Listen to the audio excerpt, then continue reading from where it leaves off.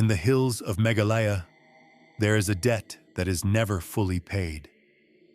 A serpent killed centuries ago that some say never truly died, and a bargain struck by one woman that her descendants are still honoring today. This is the story the Khasi people do not tell lightly. Long before the villages had the names they carry now, there lived, in a deep cave, a serpent unlike any other. The people called it the Thlen. It was not simply large, it was intelligent, patient, and it fed on only one thing: human blood. One by one, villagers began to disappear. A woodcutter, gone. A child, sent to fetch water, never returning. The Thlen did not hunt often, but when it did, it left nothing behind to bury. For a long time, the people lived in fear, too afraid to even speak its name after dark, as if the sound alone might call it closer. Eventually, the elders came together. They devised a plan, one built on patience and sacrifice. They lured the great serpent from its cave, using the one thing it could never resist. And when it emerged, fully into the open, the villagers attacked it, together, with every blade they had. It took hours to kill. And when it was finally still, they cut it apart, piece by piece, and ordered every single piece to be burned. Nothing was to remain. No scale, no trace. The people believed that night that the Thlen was gone forever. They were wrong. Because one woman, an old widow, quietly kept back a single piece of its flesh. Perhaps out of curiosity. Perhaps she already suspected what it could offer her. And in the days that followed, that piece did not decay, it grew. Slowly, it reformed. Not into the massive serpent of before, but into something smaller.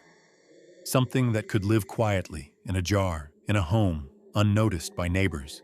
And it spoke to her. It told her what it wanted: blood. Only blood. And in exchange, it promised her something the rest of the village did not have: wealth beyond her family's imagining. She accepted, and so began an arrangement that Khasi families still whisper about, generations later. The keeping of a Thalen is not remembered as a punishment for greed. That is what makes this legend so different from every other cursed bargain story you've heard. It is remembered as a reward for it, as long as the debt is paid. The families who keep a Thlen, the story goes, must feed it, quietly, secretly, sometimes with the blood of an animal. But when the Thlen grows hungry or impatient, an animal is no longer enough. And so, in certain villages, unexplained deaths are never simply unexplained. They are evidence. If a person dies suddenly, without illness, without cause, suspicion turns, not to disease, not to accident, but to a neighbor. Someone nearby, prospering a little too quickly. Someone whose family has always seemed untouched by the hardships everyone else faces. Someone who might be keeping a Thlen. And here is where this story stops being something you can simply enjoy and starts being something you have to sit with. Because this belief did not stay in the past. In recent decades, in real Khasi villages, in Meghalaya, real people have been accused, publicly, of harboring a Thlen. Not in some ancient trial, within living memory, within the lifetimes of people alive today. And some of those accusations have ended, not in an apology, not in a dismissal, but in a mob, in a killing. A neighbor beaten to death because misfortune struck someone else's household and no other explanation was accepted.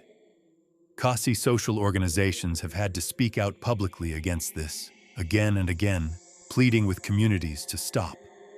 Because there is no way to prove you are not keeping a Thlen. There is no test, no evidence to present in your defense.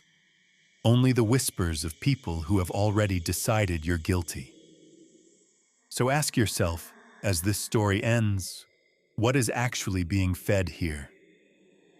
Is it a serpent, hidden in some quiet home in the hills, growing stronger with every secret offering?